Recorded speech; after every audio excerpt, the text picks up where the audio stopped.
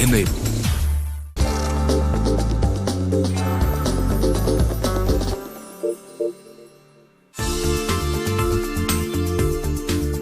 The Diamond Jewellery Export Promotion Council, or GJEPC India, in association with the Ministry of Commerce and Industry, organised a one-day banking summit in Mumbai recently. The theme of the summit was Diamond and Jewellery Financing 2018, Mitigating Risks Effectively.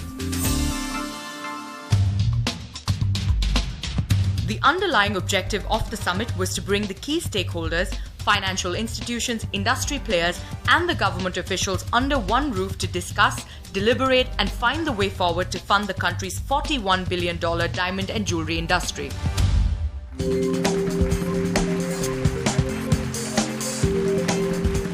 The summit was inaugurated with lighting of the lamp by the Union Minister for Commerce and Industry and Civil Aviation, Suresh Prabhu.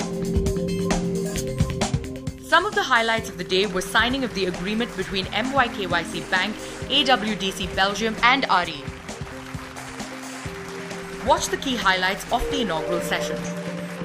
I would like to invite our chairman, Mr. Pramod Agrawal, to give the welcome address. Today we are $41 billion industry. Our sector contributes 14% towards India's total merchandise exports, around 7% to India's total GDP, and employs over 5 million people. And we have a mission to add on 3 more million people in coming 4 to 5 years. Banks have always played an important role in developing this industry here. However, it is estimated that out of total finance given to gem and jewelry sector is almost 1%, which comes to 70,000 crores. And industry brings in a year around 40,000 crores value addition to the nation. We as an industry promise to address all the issues to the satisfaction of the banks. In fact, this is only industry who has created arbitration mediums with the banks and parties in case of any NPA to achieve recoveries. The GJEPC always promoting and transparency. Today at this platform with all stakeholders including government, banking, fraternity and the industry, I am confident that during the course of this summit, we together would come up with solution to mitigate and risk of the banks and enhance trust to create way to take this industry to a new level. Today, this white paper focuses on key challenges faced by the bankers in financing the jewellery and the diamond industry. In light of the present scenario and defaults, the GJPC, along with the trade members, and after long discussions with the bankers on their concerns, have given views on critical issues like credit limit, collateral security, related party transactions, and valuation of stock. It is extremely important that ECGC provides the necessary cover for this trade to safeguard the growth of this industry and bring back the confidence of the bankers. We are the only sector, I repeat, we are the only sector which does not have the benefit of whole turnover cover of ECGC after 2014 February, which the government surely needs to look into. I'd like to conclude by stating that our trade has challenges and great opportunities in the coming future, and only with the help of our bankers and fellow trade members, we will be able to address all such issues and collectively embark on a journey of renewed prosperity.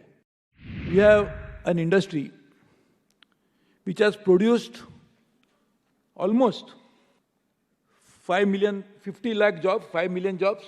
Also exports about 2,70,000 crores, which in turn can finance the imports of oil and others, and in a process breach the trade deficit, and also create new opportunities for India's business. And therefore, in this context, this program is organized to find out how the financing for this business can happen properly through the normal banking channel. The banks obviously are risk averse, rightly so. They have their prudential norms, that is absolutely right. They must always evaluate credit risk and then only finance. So on the one hand, the banks need to finance a project which is adds so much of economic value, creates so much of jobs. At the same time, from the banking perspective, it is absolutely right that they must take risks which are identifiable and over a period of time can be working in a way that there could be a proper system that can be inbuilt to make banking safe. Industry also will get money. I'm happy that all the stakeholders are here. We'll prepare it properly. I am sure once we have a proper understanding about how the risk mitigation happens, what should happen, we'll also, as a Commerce Ministry, we'll also ensure that Finance Ministry also will take this into consideration and ensure that this industry keeps growing at a rapid rate. Thank you very much.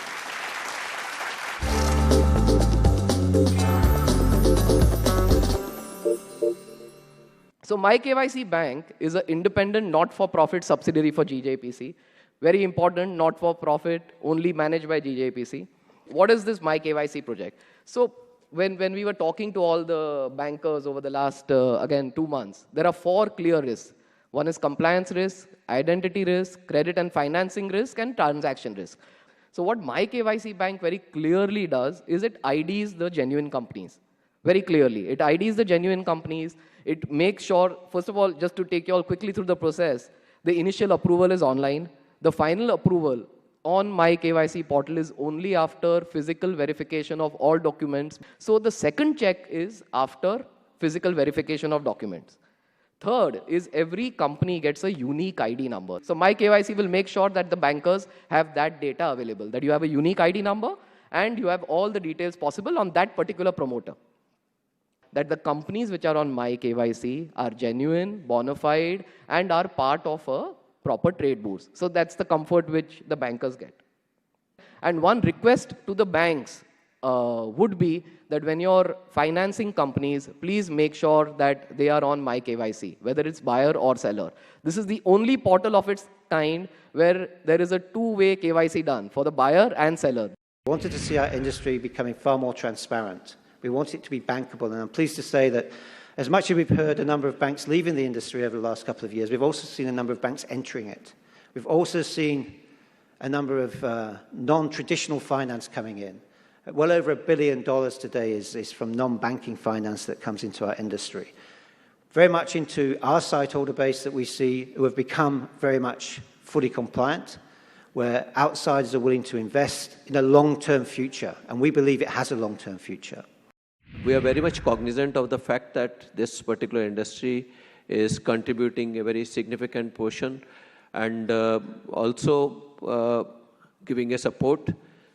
But we have to be careful in terms of the experience which we had. So in view of that, of course, initiatives which have been taken are great, but I think a very honest perception, honest practice of these initiatives is something which we are all looking forward.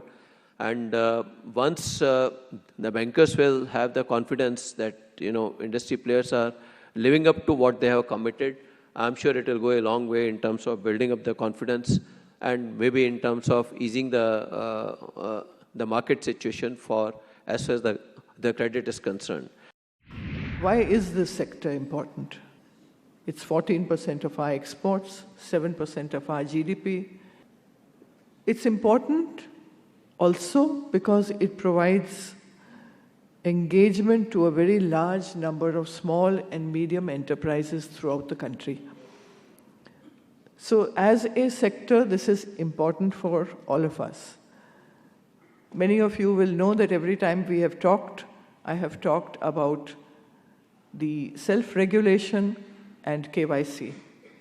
So you started with the KYC system some years ago, but I think while the intention was good, it was fairly toothless. In that sense, My KYC, what you've done today, what you're released today, I think this is a wonderful initiative. this really is the way to go. I will hope that not just the industry will go into this full-heartedly.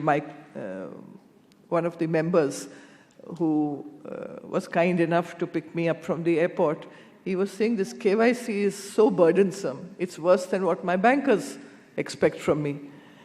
But I think we must recognize that this is necessary for our own credibility, for building confidence in our partners, who are the banks and the financial institutions.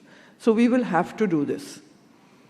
It's a good beginning. It needs full-hearted support from the industry. And may I say, it needs full-hearted support from the banking community as well. I would urge that we use this as an effort to bring more transparency into the system, to ensure a better sharing of information, and also to drive the industry the way you would wish it to be. Let us have professionalism. Let's have transparency. I think this is the only way we will grow.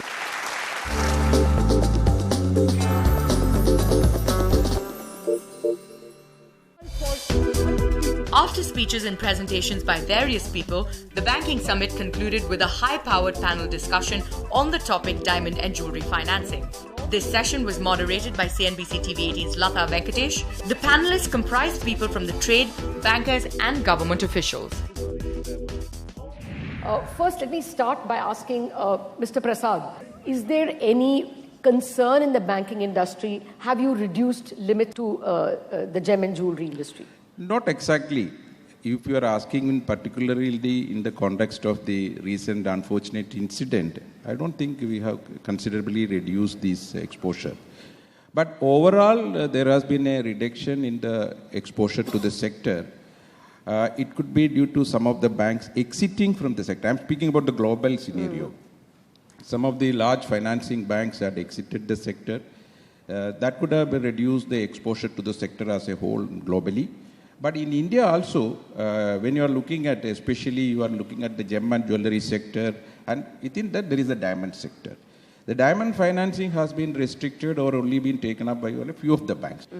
Basically, the reasons are very visible because of the delinquencies which we had seen in the sector in the past, as well as the reasons relating to overall compliance risk, the credit risk, as well as the transaction risk. These are some of the issues which must have prohibited the bankers from looking at this sector.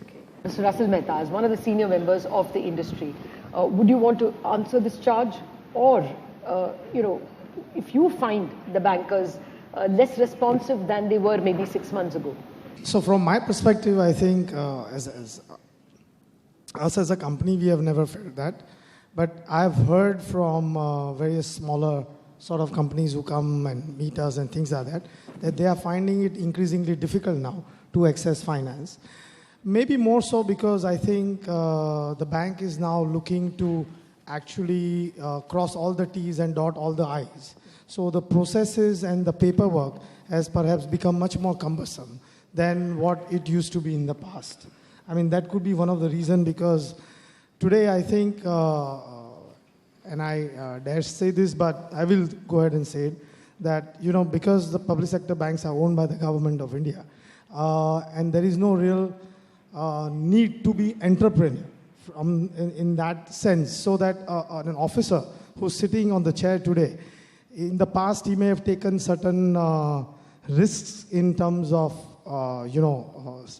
doing certain things in a certain way, which perhaps today, in the light of what has happened in the last 2 months, that episode in February, the officers are now compelled to actually go by the book and, cross all the T's and dot all the I's. Okay.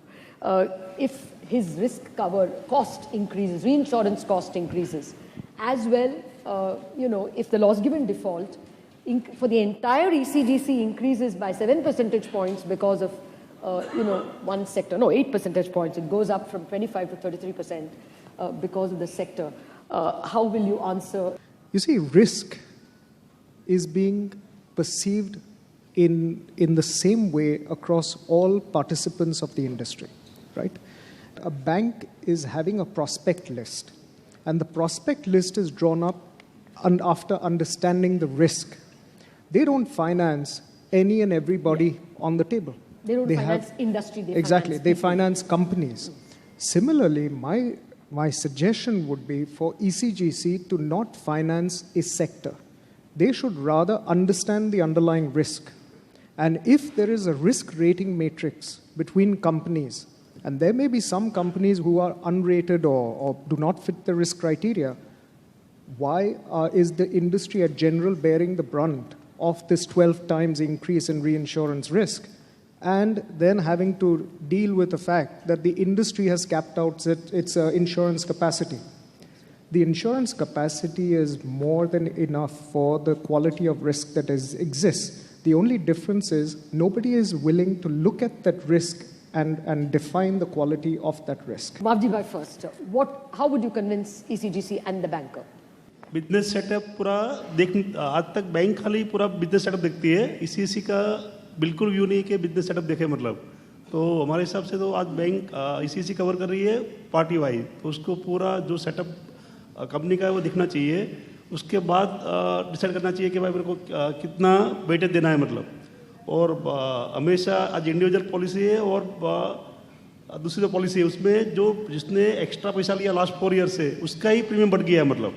जो अच्छी company है जिसका growth है उसका ही premium बढ़ गया है. To put one suggestion on the table which can be beneficial both to the industry and to the banking industry.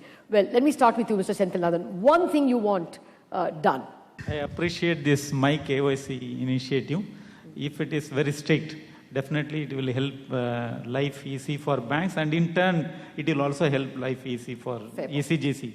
We will identify exporter and My KYC, and he is dealing with the buyers in My KYC, will add to a lot of comfort. Okay.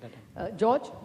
My one suggestion is that the industry to some extent must self-regulate and keep the bankers abreast of what is happening in industry, and so that things like what happened in February aren't repeated, because anyone who had some knowledge of the industry knows that that company had not been in the industry for some time. And it's very, very important that there is a constant channel of communication set up, because it's in everyone's interest that financing continues. Mr. Dhaneja, your thoughts? I think the way we are financing, it is becoming difficult. Simple working capital finance, we should shift to some structured type of financing. By using the latest techniques, that is blockchain, where we can track the transaction from end to end, or we can go for trade financing, trade receivable bills. But there's some type of structured financing where we can put some block. We can check it and then we can go to the next step. So that will help the bankers to feel some confidence and go ahead with the diamond financing. Okay. Mr. Patnaik. I think two things are very positive. That is valuation of stocks and My KYC. Also the acceptance of the drafts post facto. But only acceptance of the drafts will not solve, because two ways. One is this leaves a recourse to the drawee, but that doesn't identify the drawee. So we must know the buyer's buyer, and also we should see the buyer's balance sheet. If these two things we don't have, then it's not possible to assess how are these buyers, because we always are sending to transit centers. And for the industry, complexity is perfect, because complexity in any business, banks have to find out the underlyings, be it IT or Diamond, as it has been compared. But what Diamond has, which probably IT did not have, is the opacity. So the opacity by converting a company from partnership to limited or public listed will not happen. The corporate governance should come through more transparency and a sort of agreement and broad consensus that we have to call a spade a spade. If we don't do that, then this we will again have this meeting and it would be a continuous reality. regarding what the industry should do and what the lenders should do. Basically, of course, it's very important that you should be doing ethical business. There should be self-regulation. There should be more transparency, more professionalism in approach from all the partners. Mr. Sanju Kothari, do you think these are valuable suggestions that can be taken forward? No, I think that they are fantastic. Regarding what you've said, we will surely try to work within ourselves first, take the inputs from the others as well. The only reason sometimes why it becomes difficult is that you have transfer pricing issues and all those things. So life does become a little difficult because, you could get into FERA and everything because of that. So I think that's one of the reasons where it's certain difficulty. But I think the other suggestions which came from Mr. Prasad as well, we will surely look into it whether practically it's possible or not. Well, Mr. Dwivedi, any winding up comments? Only reason that the confidence is low in the bankers, in organizations like ECGC is they still do not understand this industry properly. Your confidence will go up if you do some research and actually know more about this industry. And all the tools that we are talking of, make a committee so that we can sit together, is to develop more understanding. To have my KYC is to actually know that who you are dealing with. Valuation, that means know what is the material that is in question. So therefore, it is actually to develop a synergy where more understanding of the industry is there. Now, it is the owners of the industry actually to come forward, join hands with them, provide them all kind of support. I think this is just a beginning. Every challenge gives new opportunities. So I think what happened recently is should be seen in positive light. It will open new opportunities for us to come together, and the industry should take initiative of opening it up so that their financiers know them better, what they do, how they do, and what value they create. If that is there, I assure you the government would provide every kind of framework that is required to facilitate this.